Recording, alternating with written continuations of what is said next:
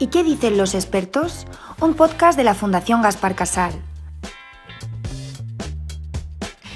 Bienvenidos al episodio 21 de ¿Y qué dicen los expertos? Un podcast de la Fundación Gaspar Casal. Hoy empieza la temporada 6. A lo largo de estos episodios trataremos temas de salud y género, desde la diversidad laboral en el entorno sanitario hasta nuestro tema de hoy, las diferencias de salud entre géneros.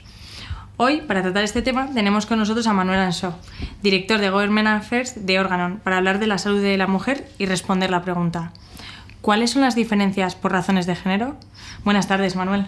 Muy buenas tardes y gracias por la invitación. No, encantados de tenerte aquí.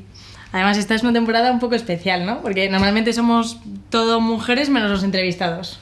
Bueno, y también nuestro equipo de cámara. Pero yo estaba pensando en la jefa. Y tenemos hoy también aquí a nuestro compañero Íñigo Soriano. ¿Qué tal, Blanca? ¿Cómo estás? Muy bien. Para empezar, como en todos los otros episodios, queríamos contar una anécdota. Y últimamente no sé por qué me ha dado por lo personal. Pero bueno, cuando preparábamos este podcast, que aunque no se note, sobre todo hoy si lo preparamos, me venía inmediatamente a la cabeza un artículo que debí de leer seguramente en BuzzFeed o una plataforma similar hace bastante tiempo, de que las mujeres tienen un umbral de resistencia al dolor mayor que los hombres. Que me parece curioso, ¿no? Es verdad que piensas en el parto y dices, debe de ser verdad. Pero me puse a investigarlo y para ver esa base científica, y realmente sí que se han hecho muchos estudios para categorizar ese umbral del dolor, y los resultados son que no es realmente así, sino que las mujeres están más acostumbradas al dolor. Eso es lo que parece ser. Y de hecho veía que se debe a que en muchos casos padecen más patologías dolorosas o incluso ya cosas más biológicas, que tienes dolores todos los meses básicamente, pero sobre todo me interesa lo de las patologías como la fibromialgia, la migraña o la artritis reumatoide, que coincide que toda la gente que conozco que la tiene es hombre, pero es más prevalente en la mujer. Entonces ya veis que lo que ves por la calle a veces no es la realidad. Y esto me lleva a pensar la primera pregunta para ti, Manuel, que es si la salud es lo mismo para un hombre y para una mujer. Pues es una buena pregunta para empezar y como todas tienen siempre una respuesta compleja. Pero vamos a intentar hacerlo fácil. Yo soy médico y cuando estudiabas medicina en la facultad dividías las enfermedades en tres grupos. Había enfermedades de mujeres, enfermedades de hombres y el resto de enfermedades que eran iguales, ¿no? Hombres y mujeres. Y todos asumíamos eso. Bueno, podíamos aceptar que había enfermedades que estaban más presentes en mujeres y enfermedades más presentes en hombres, pero que eran iguales. La diabetes pues es igual, hombres y mujeres, o la migraña es igual, hombres y mujeres. Y la realidad es que cuanto más sabemos, más nos damos cuenta de que las enfermedades que pensábamos que eran iguales en hombres y mujeres no son iguales. Esas enfermedades cambian, muchas de ellas entre los hombres y las mujeres. Hay muchísimos ejemplos. Y realmente los profesionales sanitarios no éramos conscientes de esto en nuestra práctica clínica. Asumíamos que eran iguales, sin más. ¿Nos das un ejemplo para los mortales? Pues mira, uno de los ejemplos que más ha salido en muchos medios es el infarto de miocardio. Todos decíamos, bueno, el infarto de miocardio se da más en los hombres, ¿no? Y el infarto de miocardio es un dolor que aparece en el pecho, que es como opresivo, que se irradia el brazo izquierdo, etcétera, etcétera. Bueno, hoy sabemos que eso es así, efectivamente, sin lugar a dudas, pero resulta que la principal causa de muerte entre las mujeres es la enfermedad cardiovascular. Primera alerta. Segunda alerta, el infarto de miocardio en las mujeres se presenta de forma distinta, con síntomas diferentes, lo que lleva a que llegue más tarde al hospital, se diagnostique más tarde y que además los cardiólogos sean menos intervencionistas en esa patología.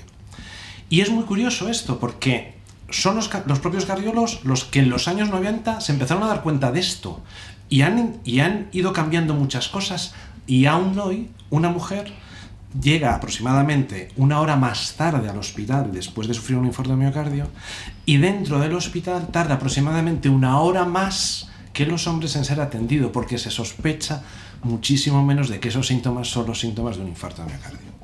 Y comentabas que el tratamiento también es menos intervencionista. ¿A qué te refieres con esto? Bueno, porque en el infarto concretamente pensábamos, bueno, realmente es mucho más grave en los hombres y por lo tanto los cardiólogos eran mucho más agresivos en los procedimientos que hacían en los hombres que en las mujeres.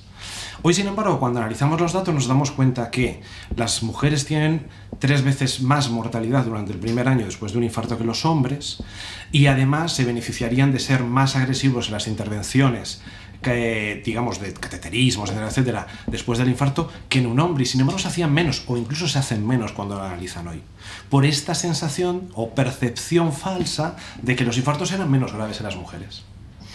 Me voy a saltar ya casi al final de lo que iba a ser el podcast, porque, como dije, nos lo preparamos, pero luego ya no lo usamos, para preguntarte cómo introducir esa perspectiva de hablar desde la realidad y no de la intuición en la medicina. Es decir, no desde el creo que es menos mortífero para las mujeres, pero los datos dicen esto, esto y esto. Pues mira, ahí tenemos una gran ventaja una ventaja y un inconveniente, si queremos. La gran ventaja es que hemos llegado a esta situación sin maldad, es decir, realmente los ensayos clínicos probablemente estuvieron mal orientados por creencias falsas.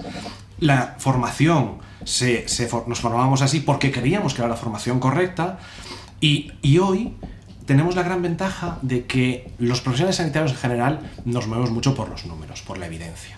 Es decir, cuanto más investigamos las cosas, más nos damos cuenta de las cosas que tenemos que cambiar. Nos pasa en todas las patologías.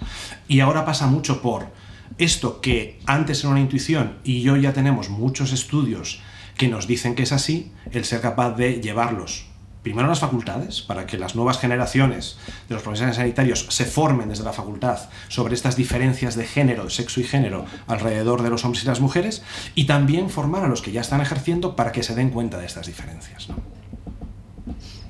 Sin querer ahondar en más anécdotas, pero es que me ha venido a la cabeza una anécdota de justo esta semana, en una comida de trabajo.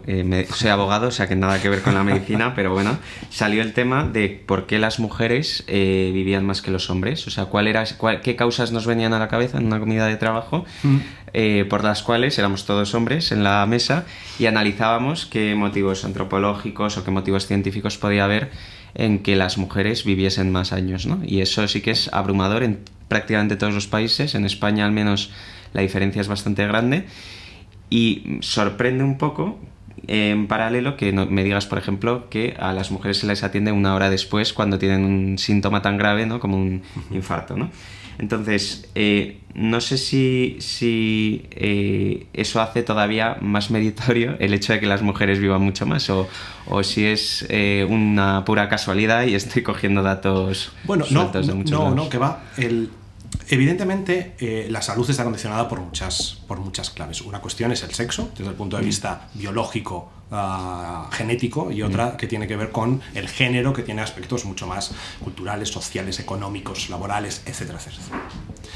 Es curioso este dato porque efectivamente la esperanza de vida de las mujeres es aproximadamente 5 años más que la esperanza de vida de los hombres, en casi todos los países del ámbito occidental. Pero curiosamente, cuando miramos en detalle estos datos, resulta que las mujeres viven muchos más años con mala salud o con una percepción de muy mala salud que los hombres. Es decir, viven más, pero viviendo peor.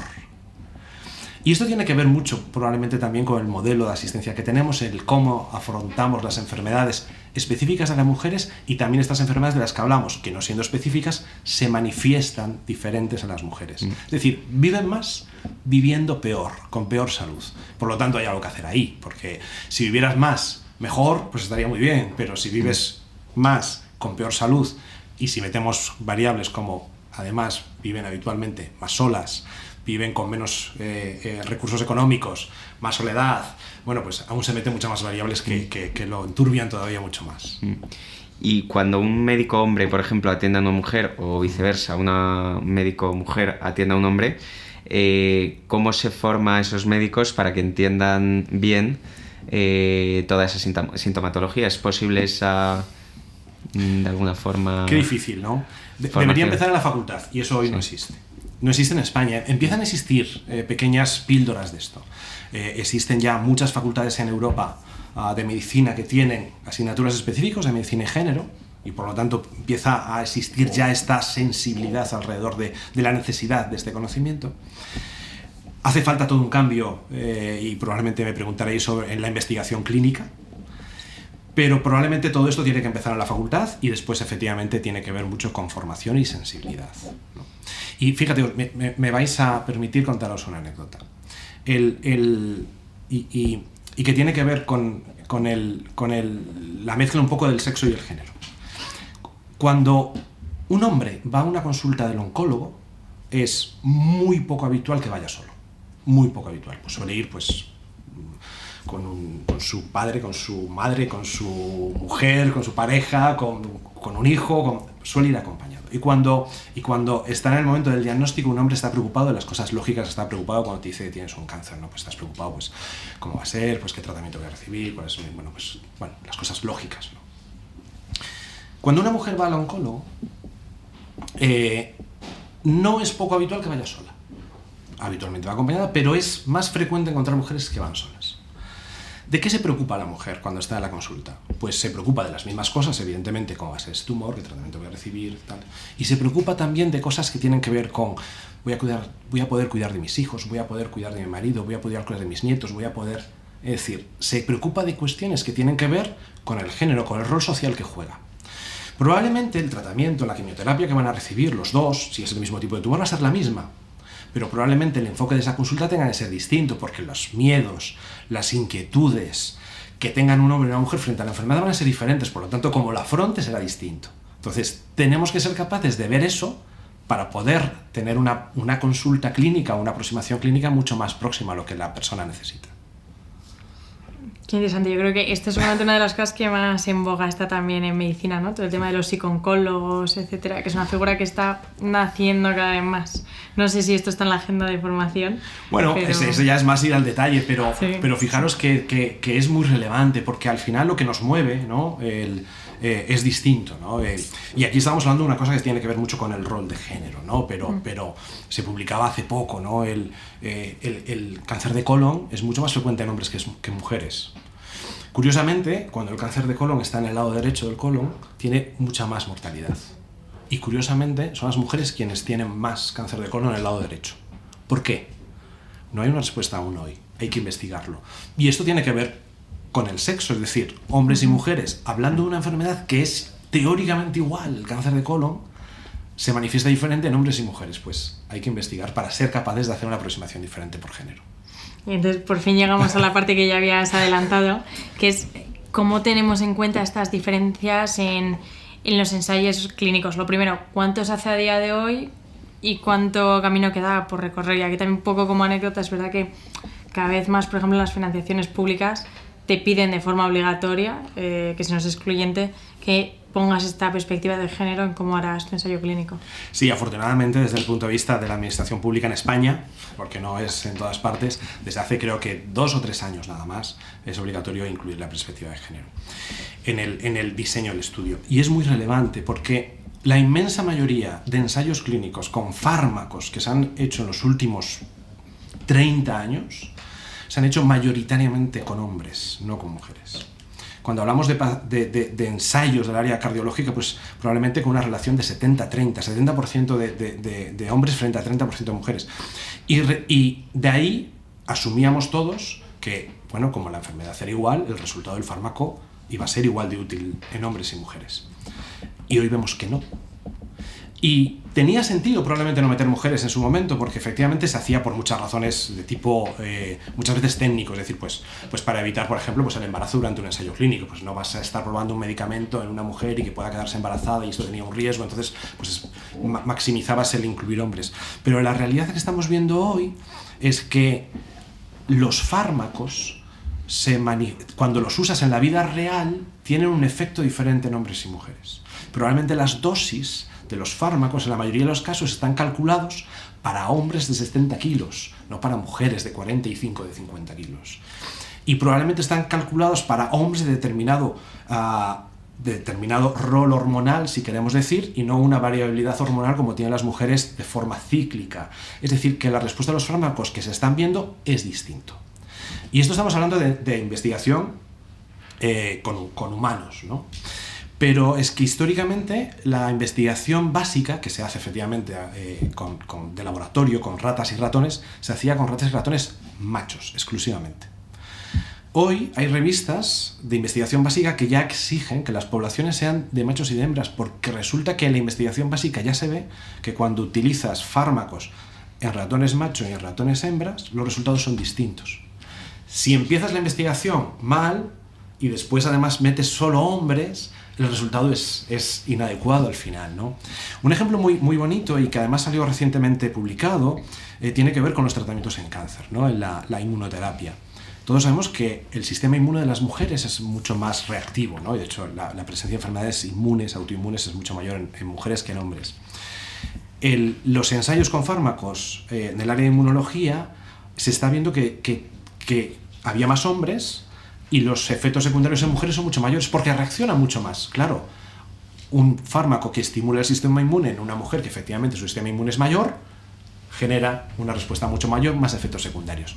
Tenemos que incluir esa perspectiva en todos los ensayos para ser capaces de diferenciar estos elementos. Aprovecho y recuerdo a quienes nos estaban escuchando que Manuel es el director de Government Affairs de Organon y la verdad me gustaría que nos contáis un poquito qué es lo que hacéis, porque en el poco research y preparación que hemos hecho también hemos ido a mirar la página y es bastante interesante, ¿no? Un poquito para ver cómo esto se pone en práctica. Sí, bueno, Organon es una empresa farmacéutica presente en 140 países, o sea que somos una empresa pues grande y que tenemos un fin muy claro y es mejorar la salud de las mujeres alrededor del mundo. Esto significa que queremos investigar fundamentalmente en aquellas patologías no cubiertas o que aún no han sido investigadas en la salud de la mujer, es decir, necesidades aún no cubiertas en el ámbito de la mujer. Y fruto de esa reflexión decíamos, bueno, está claro que hemos iniciado, tenemos muchos fármacos en investigación ahora mismo y vamos a hacer lanzamientos, vamos a lanzar algo específico para la hemorragia posparto, que es algo que ocurre muy pocas veces, pero que es gravísimo porque puede morir la mujer o puede quedar infértil. Vamos a lanzar algo para la endometriosis, que es algo que no tiene ahora mismo ninguna opción terapéutica, para el síndrome de ovario poliquístico, para un montón, efectivamente, de esas necesidades no cubiertas a la salud de la mujer. Pero en este ejercicio pensábamos, oye, ¿y qué más podemos hacer siendo una compañía farmacéutica que queremos mejorar la salud de las mujeres en el mundo, aparte de investigar? Y es desde esa perspectiva donde decidimos además pues trabajar activamente por, uno, incluir la perspectiva de género en la práctica clínica, el ser capaces de que todas estas patologías que asumíamos que eran iguales en hombres y mujeres no son iguales, pues tengamos esta mirada distinta cuando atendemos a hombres y mujeres para hacer una atención mucho más personalizada. Y al mismo tiempo también hemos puesto en marcha pues programas que tienen que ver más ya con países en vías de desarrollo para ayudarles en temas de acceso a la salud de las mujeres. El acceso a la salud de las mujeres es muy desigual alrededor del mundo. Nosotros vivimos en una situación en Europa evidentemente privilegiada, hombres y mujeres tenemos el mismo acceso a los sistemas sanitarios, pero en muchos países lamentablemente el acceso a las mujeres es sensiblemente deficiente y diferente al de los hombres, ¿no? Y por eso también nos planteamos diferentes estrategias de cómo ayudar a esa salud en diferentes entornos del planeta.